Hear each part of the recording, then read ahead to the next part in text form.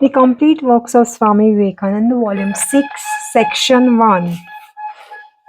Important of psychology. The idea of psychology in the West is very much degraded. Psychology is the science of sciences, but in the West it is placed upon the same plane as all other sciences. That is, it is judged by the same criterion utility. How much practical benefit will it do to humanity? How much will it add to our rapidly growing happiness? How much will it detract from our rapidly increasing pain? Such is the criterion by which everything is judged in the West.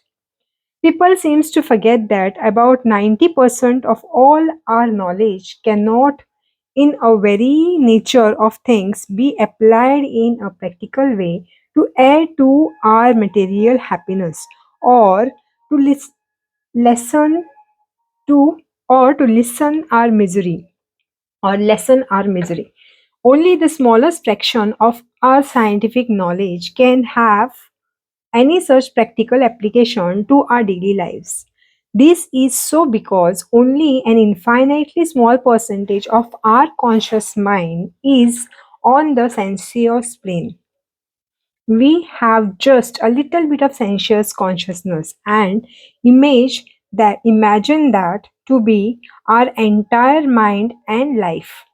But as a material of fact, it is but a drop in the mighty ocean of the subconscious mind. If all there is use, if all there is of us were a bundle of sense perceptions, all the knowledge we could gain could be utilized in the gratifications of our sense pleasures. But fortunately, such is not the case. As we get further and further away from the animal state, our sense pleasure becomes less and less, and our enjoyment in a rapid increases consciousness of scientific and psychological knowledge become more and more intense, and the knowledge for the sake of knowledge regardless of the amount of sense pleasure in many conduct to become the supreme pleasure of the mind.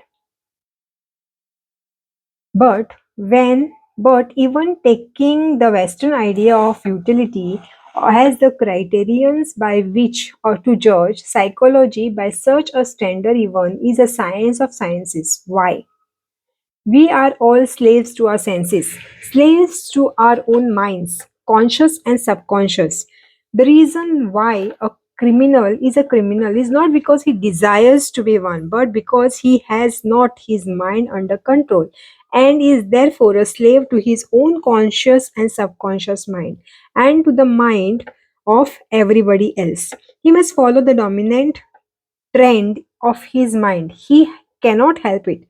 He is forced onward in spite of himself, in spite of his own better prompting, his own better nature. He is forced to obey the dominant mandate of his own mind. Poor man, he cannot help himself. We see this in our own lives constantly. We are constantly doing things against the better side of our nature, and afterward we upbraid ourselves for so doing and wonder what we could have been thinking of, how we could do such a thing. Yet again and again we do it, and again we suffer for it and upbraid ourselves. At the same time, perhaps we think we desire to do it, but we only desire it because we are forced to desire it. We are forced onward. We are helpless. We are all slaves to our own and to everybody else's mind. Whether we are good or bad, that makes no differences. We are led here and there because we cannot help ourselves. We say, we think, we do, etc. It is not so. We think because we have to think. We act because we have to. We are slaves to ourselves and to others. Deep down in our subconscious mind are stored up all the thoughts and acts of the past, not only of this life but of all other lives we have lived. This great, boundless ocean of subjective mind is full of all the thoughts and actions of the past. Each one of these is striving to be recognized, pushing up outward for expression, surging wave after wave out upon the objective mind, the conscious mind. These thoughts, the stored up energy we take for natural desires, talents, etc. It is because we do not realize their true nature or true origin. We obey them blindly, unquestioningly, and slavery, the most helpless kind of slavery, is the result. We call ourselves free.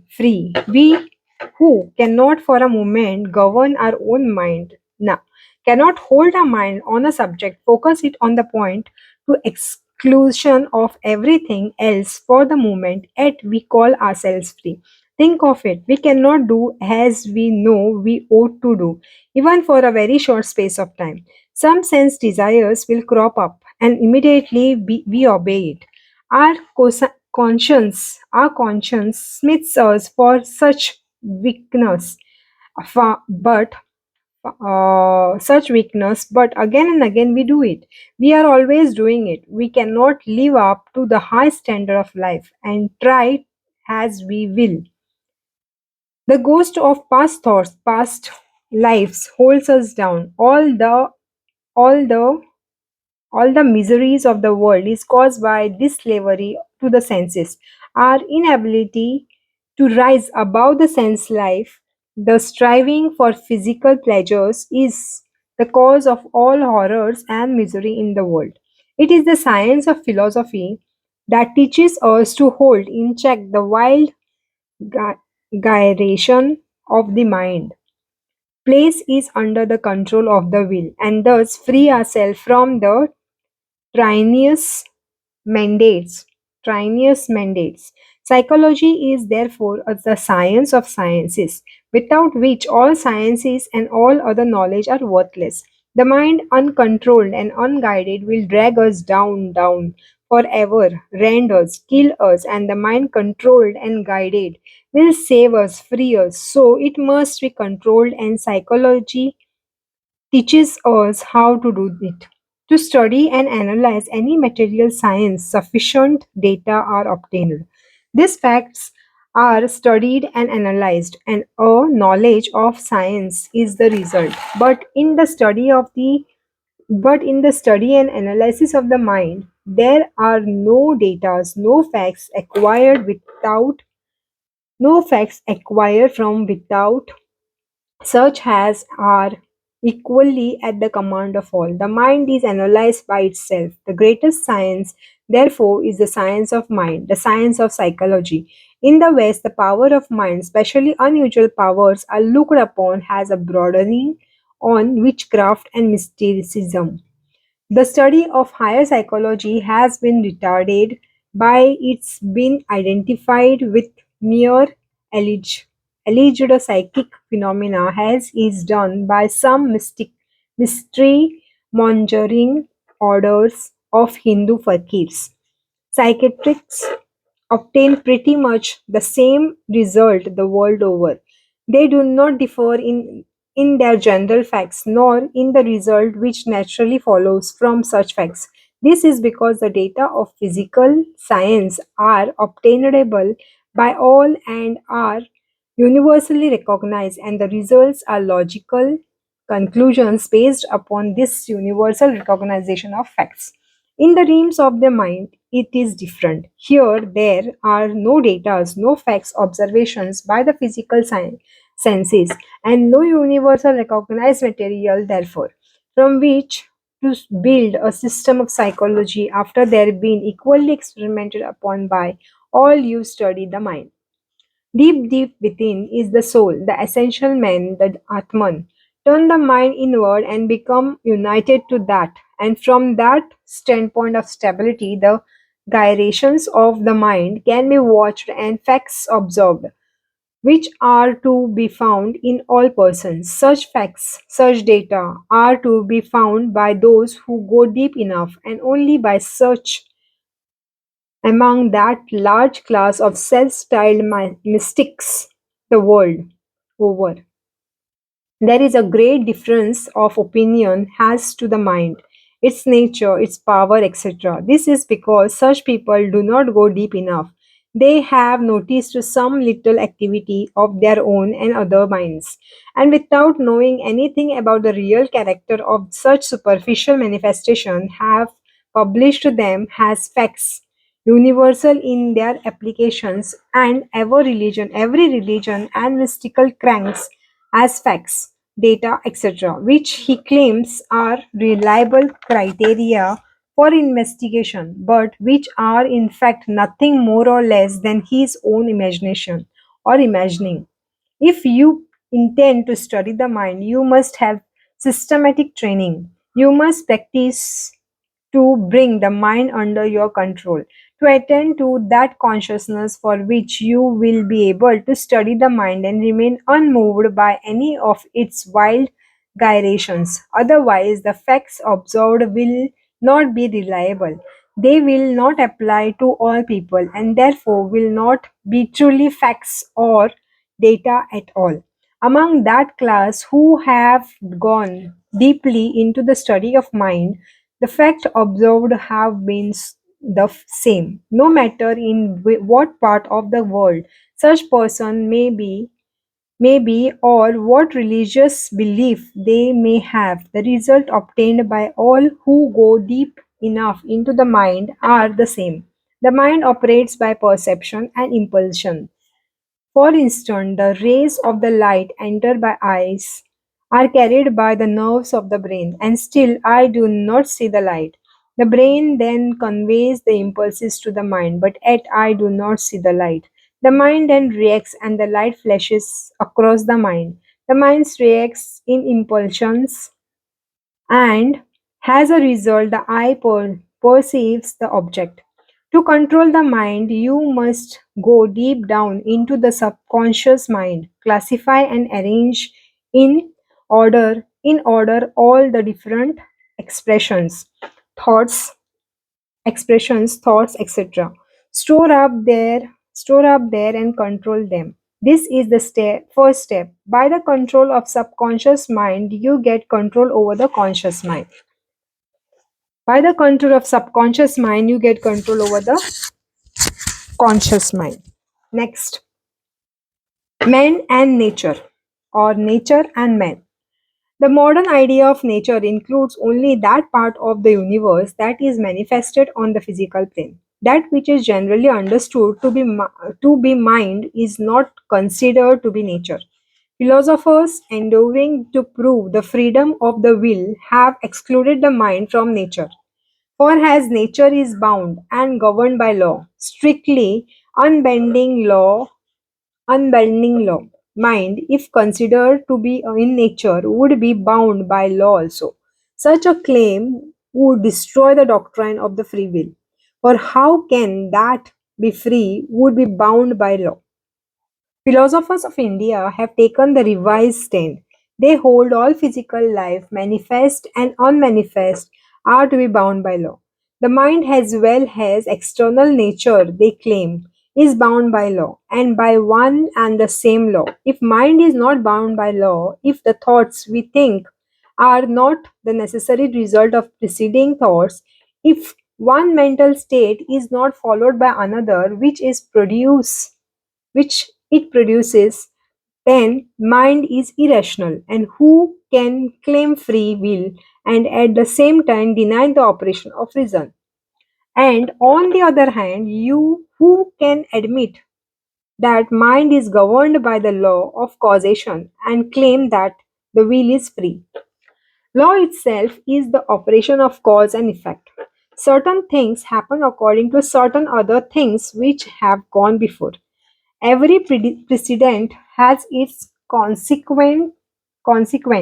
Thus, it is in nature. If this operation of law the mind is bound and is therefore not free. No, the will is not free. Now can How can it be? But we all know, we all feel that we are free. Life would have no meaning. It would not be worth living if we were not free. The Eastern philosophers accept this doctrine or rather propound it, that the mind and the will are within time, space, and causation, the same as so called matter, and that they are therefore bound by the law of causation. We think in time and our thoughts are bound by time. All that exist in time and space. All is bound by law of causation. Now that which we call matter and mind are one and the same substance. The only difference is in the degree of vibration. Mind at the very low rate of vibration is what is known as matter. Matter at a high rate of vibration is what is known as mind. Both are the same substances, and therefore, as matter is bound by time and space and causation, mind, which is matter at the high rate of vibration, is bound by the same law. Nature is homogeneous. Differentiation is in manifestation. The Sanskrit word for nature is prakriti and means literally differentiation. All is one substance, but it is manifested variously. Mind becomes matter, and matter in its turn becomes mind. It is simply a question of vibration. Take a bar of steel and charge it with the force sufficient to cause it to vibrate. And what would happen? If this were done in the dark room, the first thing would be of would be a sound, a humming sound. Increase the force, the bar of the steel would become luminous. Increase it still more, and the steel and steel would disappear another together or altogether. It would become mind. Take another illustration. If I do not eat for 10 days, I cannot think. Only a few strained thoughts are in my mind. I am very weak and perhaps do not know my own name. Then I eat some bread, and in a little while I begin to think. My power of mind has returned. The bread has become mind. Similarly, the mind lessens its rate of vibration and manifests itself in the body, becomes matter. As to which is first, matter or mind. Let me illustrate. A hen lays an egg. The egg brings out another hen. That hen lays another egg, and that egg brings out another hen, and so on. The endless chain goes on. Now, which is the first, the egg or the hen? You cannot think of an egg that has not laid by a hen, or a hen that is not hatched out of an egg. It makes no difference which is first. Nearly all our ideas run themselves into the hen and egg business. The greatest truth have been forgotten because of their very simplicity. Great truths are simple because they are of universal applications. Truth itself is always simple. Complexity is due to man's ignorance. Man's free agency is not of mind, for that is bound. There is no freedom there. Man is not mind, he is soul. Soul is ever free, boundless, and eternal. Herein is man's freedom, it, the soul. The soul is always free, but the mind, identifying itself with its own ephemeral waves, loses sight of the soul and becomes lost in the maze of time, space, and causation. That is Maya. This is the cause of our bondage. We are always identifying ourselves with the mind and the mind's phenomenal changes. Man's free agency is established in the soul, and the soul, realizing itself to be free, is always asserting the fact in spite of the mind's bondage. I am free. I am what I am. I am what I am. This is our freedom, the soul ever free, boundless, eternal. Through ions and ions in manifesting itself more and more through its instruments, the mind. What relation then does a man bears to nature?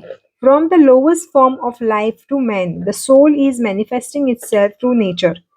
The highest manifestation of the soul is evolved in the lowest form of the manifest life, and it's walking itself outward through the process of evolution. The whole process of evolution is the soul's struggle to manifest itself. It is the constant struggle against nature. It is the struggle against nature and not conformity to nature that makes man what he is. We hear a great deal about living in harmony with nature, of being in tune with nature. This is a mistake. This table, this picture, the minerals or tree are all in harmony with nature. Perfect harmony there, no discord, no discord. To be in harmony with nature means stagnation, that is death. How did man build his house? By being in harmony with nature? No. By fighting against nature. It is constant struggle against nature. The constitutes that constitutes human progress, not conformity with it. It is the constant struggle against nation that constitutes human progress, not conformity with it. Next, concentration and breathing. The main difference between man and the animal is the difference in their power of concentration. All success in any line of work is the result of this. Everybody knows something about concentration. We see its results every day. High achievement in art, music, etc. are the result of concentration. An animal has very little power of concentration. Those who have trained animals find much difficulty in the fact that the animal is constantly forgetting what is told him. He cannot concentrate his mind long upon anything at a time. Here in the difference between man and the animal. Man has the greater power of concentration. The difference in their power of concentration also constitutes the difference between man and man. Compare the lowest with the highest man. The difference is in the degree of concentration. This is the only difference. Everybody's mind becomes concentrated at times. We all concentrate upon those things we love, and we love those things upon which we concentrate our mind. What mother is there that does not love the face of her homeless child? That face is to her the most beautiful in the world. She loves it because she concentrates her mind on it. And if everyone could concentrate his mind on that same face, everyone would love it. It would be to all the most beautiful face. We all concentrate our minds upon those things we love. When we hear beautiful music, our mind becomes fastened up upon it, and we cannot take them away.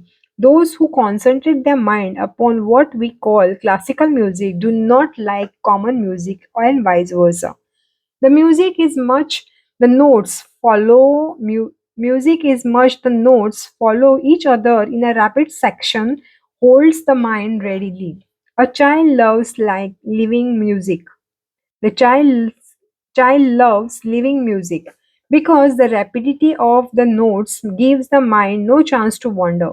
A man who likes common music unlike or dislikes classical music because it is more complicated and requires a great degree of concentration to follow it.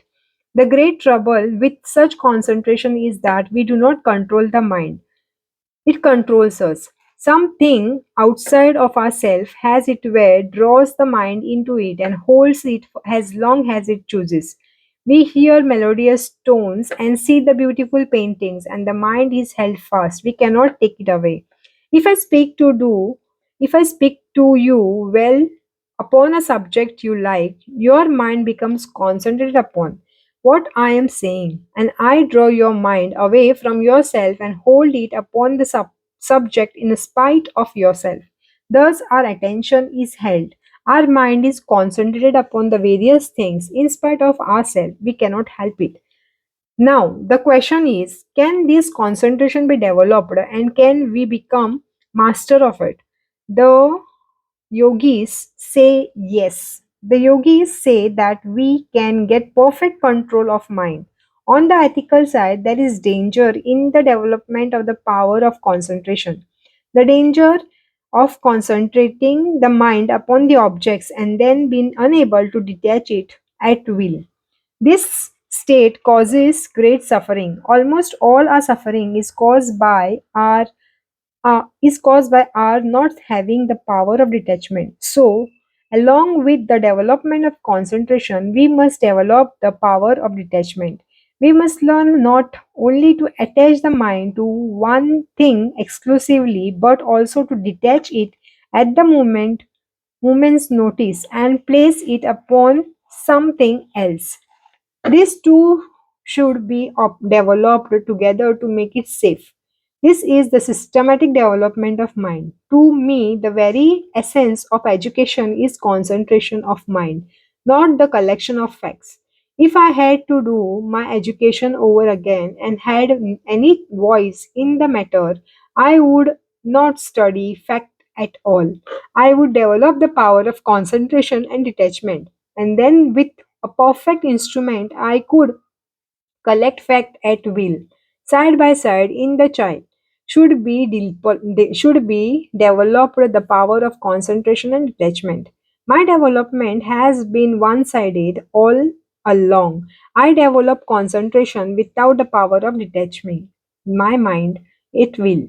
And the most intense suffering of my life has been due to this. Now I have the power of detachment, but I had to learn it in later life.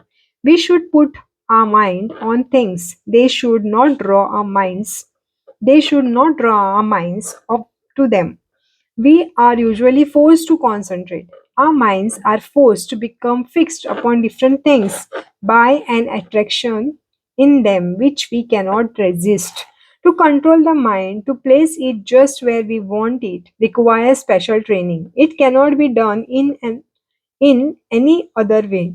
In the study of religion, the control of the mind is absolutely necessary. We have to turn the mind back upon itself in the study. In the training, in the training, the mind, in training the mind, the first step in training the mind, the first step is to begin with breathing. Regular breathing puts the mind in the harmonious condition, and it is then easier to reach the mind. In practicing breathing, the first thing to consider is asana position. Any posture or any position in which the person can sit easily in his proper position for a longer time. The spine should be kept free and the weight of the body should be supported by the ribs. Do not try by contrivance of control of mind. Simple breathing is all that is necessary in that line. All austerities to gain concentration of the mind are the mistakes. Do not practice them. The mind acts on the body, and the body, in its turn, acts upon the mind. They act and react upon each other. Every mental state creates corresponding state in the body, and every action of the body has its corresponding effect on the mind. It makes no difference whether you think of that the body and the mind are two different entities, or whether you think they are both but one body. The physical body means the gross part and the mind the fine part. They act and react upon each other. The mind is constantly becoming the body. In the training of the mind, it is easier to reach it through the body. The body is easier to grapple with any with than the mind. The finer the instrument, the greater the power. The mind is much finer and more powerful than the body. For this reason, it is easier to bring or begin with the body. The science of breathing is walking through the body to reach the mind. In this way, we get control of the body and then we begin to feel the finer, and then we begin to feel the finer working of the body, the finer and more interior, and so on till we reach the mind. As we feel the finer working of the body, they come under our control. After a while, you will be able to feel the operation of the mind on the body. You will also feel the working of one half of the mind upon the another half, and also feel the mind recruiting the nerve centers, for the mind controls and governs the nerve center. You will feel the mind operating along the different nervous currents. Thus, the mind is brought under control by regular systematic breathing, by governing the gross body first and then the fine body. The first breathing exercise is perfectly safe and very helpful and healthy. It will give you good health and better your conditions, generally at least. The other practices should be taken slowly and carefully.